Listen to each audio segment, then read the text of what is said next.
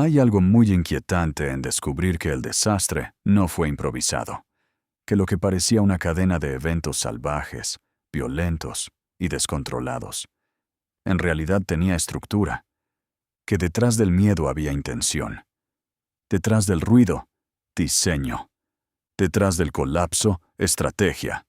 Y eso es exactamente lo que revela este arco de Jujutsu Kaisen.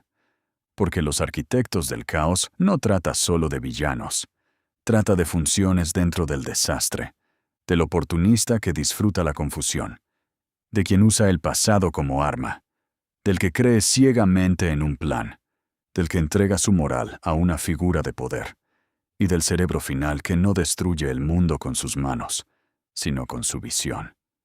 Este arco nos deja una idea brutal. El caos no siempre sucede. A veces alguien lo cultiva. Al principio, el caos siempre parece espontáneo. Una crisis aquí, una traición allá, una figura peligrosa que aparece en el momento justo, una estructura que colapsa más rápido de lo esperado. Pero cuando juntas todas las piezas, la sensación cambia. Ya no parece casualidad. Parece arquitectura. Y ahí está la clave de este arco. No estamos viendo solo violencia. Estamos viendo la anatomía de una guerra antes de que se reconozca como guerra. Porque las guerras más peligrosas no comienzan cuando alguien lanza el primer golpe. Comienzan cuando alguien entiende qué fracturas ya existen y decide convertirlas en sistema. Haruta Shigemo fue la primera señal de algo muy real. El caos siempre le resulta útil a alguien. No representa la gran visión, no representa la ideología más compleja, ni siquiera el liderazgo. Representa al depredador oportunista, al tipo de persona que no crea la tormenta, pero sonríe cuando llega. Haruta nos mostró que cuando el orden desaparece, ciertos perfiles se sienten liberados. No porque busquen justicia, no porque tengan una causa, sino porque el caos les permite hacer lo que siempre quisieron sin consecuencias inmediatas. Su psicología es perturbadora por una razón simple. Es cobarde. No destruye desde el valor, destruye desde la ventaja. No ataca al fuerte cuando hay equilibrio. Ataca al vulnerable cuando ya no hay reglas. Y esa clase de crueldad da muchísimo miedo porque existe también fuera de la ficción. Hay personas que no generan el colapso, pero viven de él. Que no crean la herida, pero la agrandan. Que no construyen nada, pero encuentran placer en moverse entre ruinas. Haruta representa esa verdad. El caos no solo destruye, también revela quién estaba esperando el momento perfecto para mostrarse. Luego aparece Ogami, y con ella el arco se vuelve más inquietante. Porque ya no hablamos solo del caos como oportunidad, sino del caos como manipulación histórica. Ogami representa una idea muy poderosa. El pasado nunca está realmente muerto si alguien sabe usarlo. Su función no es la destrucción frontal. Su poder está en revivir, reactivar, reutilizar. Y eso tiene una carga psicológica enorme, porque el pasado pesa incluso cuando creemos haberlo enterrado. Una memoria, una herencia, una figura, un trauma, una historia no cerrada. Todo eso puede volver a entrar en el presente si alguien entiende cómo explotarlo. Ogami encarna el uso del recuerdo como herramienta de control, y ese concepto es brutal porque conecta con una verdad profunda. Quien domina la relación con el pasado también puede influir en el presente. No siempre se controla a las personas con fuerza. A veces se las controla recordándoles algo, reactivando algo, resucitando algo que nunca terminó de desaparecer. Ogami convierte la historia en arma, y eso la vuelve una pieza esencial dentro del caos diseñado. Después viene Awasaka, y con él aparece otro elemento indispensable para cualquier gran desastre: los creyentes.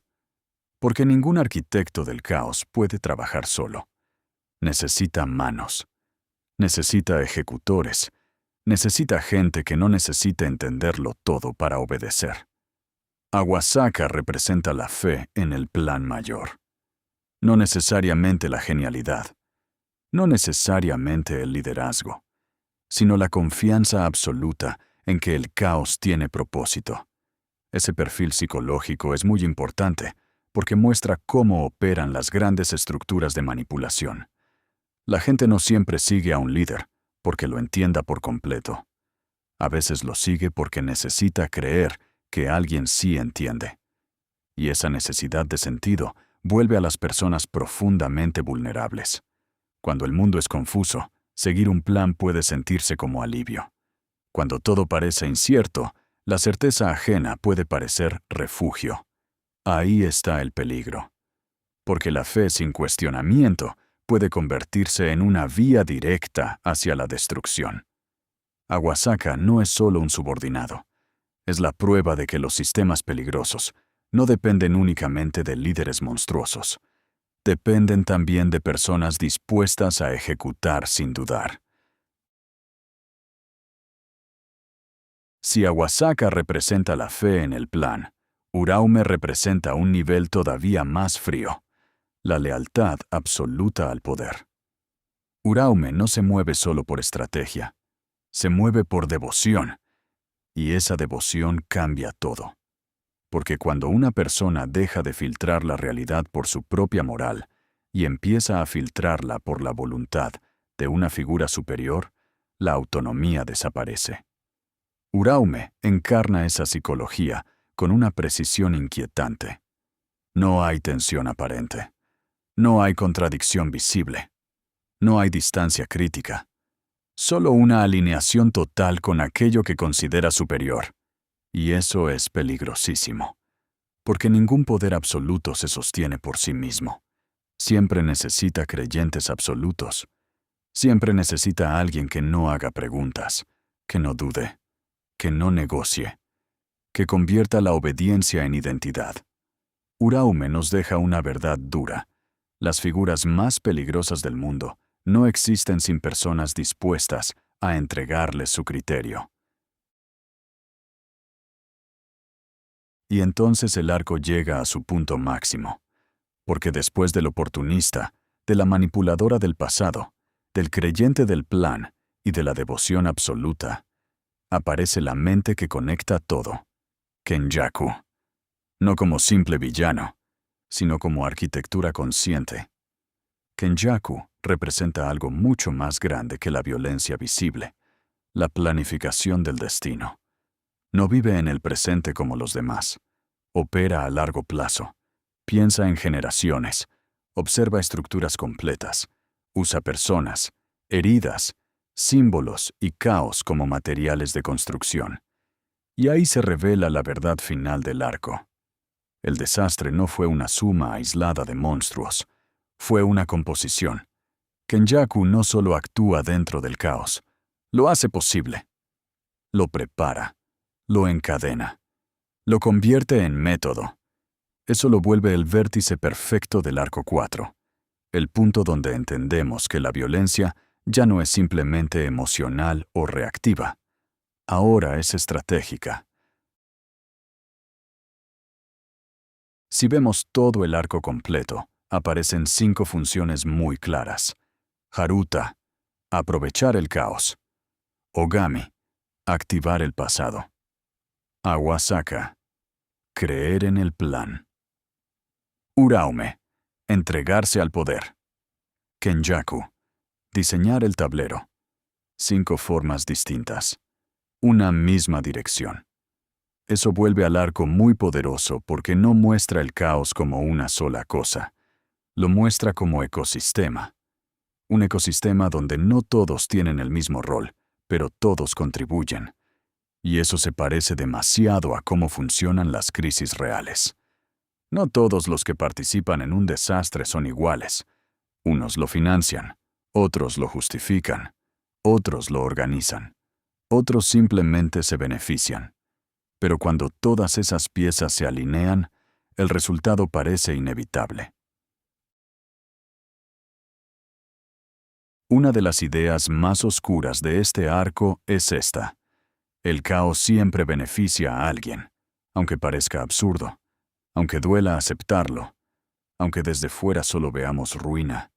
Siempre hay alguien que gana espacio, alguien que consigue ventaja, alguien que encuentra libertad para actuar peor, alguien que acerca su visión del mundo. Haruta gana oportunidad, Ozami gana influencia, Awasaka gana sentido dentro del plan, Uraume gana propósito en la devoción, Kenjaku gana evolución del tablero. Eso vuelve al caos mucho más peligroso de lo que parece, porque ya no es solo una falla, es una herramienta rentable para ciertas mentes. Este arco insiste en una verdad incómoda. Las guerras no empiezan cuando vemos sangre, empiezan antes. Empiezan en ideas que justifican, en lealtades que no cuestionan, en seguidores que ejecutan, en líderes que observan vidas como piezas, en estructuras donde la moral se subordina al resultado. El campo de batalla solo es la consecuencia visible. La guerra real comenzó mucho antes, en la mente. Por eso este arco es tan importante para la saga, porque nos enseña a mirar detrás del golpe, detrás del monstruo, detrás de la explosión. Nos enseña a preguntarnos, ¿quién diseñó el escenario donde esto iba a ocurrir? Otro punto clave del arco es entender que los grandes planes no dependen solo del genio del manipulador. Dependen de quienes lo rodean. Un arquitecto del caos necesita perfiles complementarios. El violento útil, el que recupera lo enterrado, el que cree, el que obedece, el que ejecuta. Y eso es importante porque rompe una idea muy cómoda. Creer que el mal siempre es individual. No. A veces el mal más devastador es sistémico. Está repartido. Está descentralizado. Está sostenido por varios niveles de participación. Unos actúan por placer, otros por convicción, otros por fe, otros por lealtad, otros por visión, y todos terminan empujando el mismo abismo. Lo que hace tan potente a este resumen es que une todo bajo una sola idea. El caos aquí no es error, es método. Haruta no es un error. Ogami no es un accidente. Awasaka no es una anomalía. Uraume no es una casualidad. Kenjaku no es improvisación. Todos son expresiones distintas de una voluntad más profunda. Aprovechar la fractura del mundo para rediseñarlo. Y eso cambia por completo la lectura del conflicto. Ya no estamos viendo personajes aislados. Estamos viendo la maquinaria de una era oscura poniéndose en marcha. Hay otro detalle fascinante en este arco. Cada personaje se relaciona con una dimensión distinta del tiempo. Ogami usa el pasado. Haruta explota el presente roto. Awasaka confía en el desarrollo del plan. Uraume preserva una voluntad superior en el tiempo. Kenjaku piensa el futuro a escala histórica. Eso hace que el arco no solo sea estratégico, también sea temporal. Nos muestra que el caos se construye cuando alguien sabe conectar pasado, presente y futuro en una sola línea de control. Es decir, reactiva lo enterrado, aprovecha lo vulnerable, moviliza a los creyentes y diseña el desenlace. Eso es arquitectura real del desastre. Hasta aquí habíamos visto sistema roto, fractura interna, violencia y despertar. Pero este arco introduce algo distinto: intención superior. Ya no solo hay dolor. Ya no solo hay reacción. Ya no solo hay brutalidad. Ahora hay diseño. Eso eleva toda la saga, porque nos obliga a entender que muchas de las tragedias anteriores no ocurrieron en un vacío. Había contexto, había intereses, había una dirección. Y esa revelación cambia el peso emocional de todo. Porque una cosa es vivir en un mundo roto, otra muy distinta es descubrir que alguien estaba empujándolo hacia su ruptura máxima. Si hubiera que resumir este arco en una sola frase, sería esta. Los villanos más peligrosos no destruyen el mundo, lo rediseñan. Destruir es fácil. Quemar, atacar, traicionar, herir.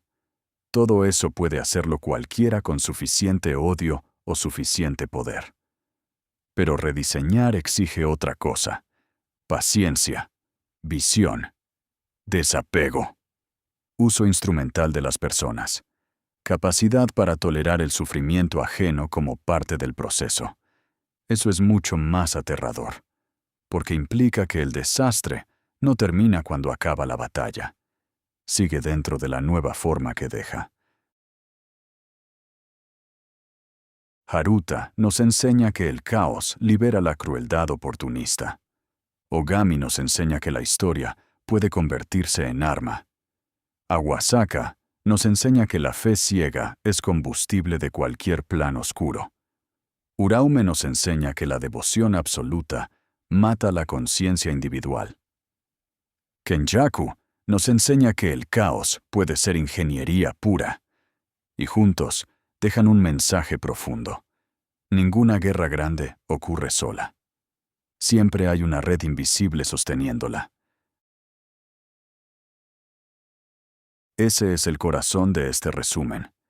El mundo nunca fue accidental, no en el sentido más profundo del conflicto. Las fracturas existían, sí. El sistema ya estaba herido, sí.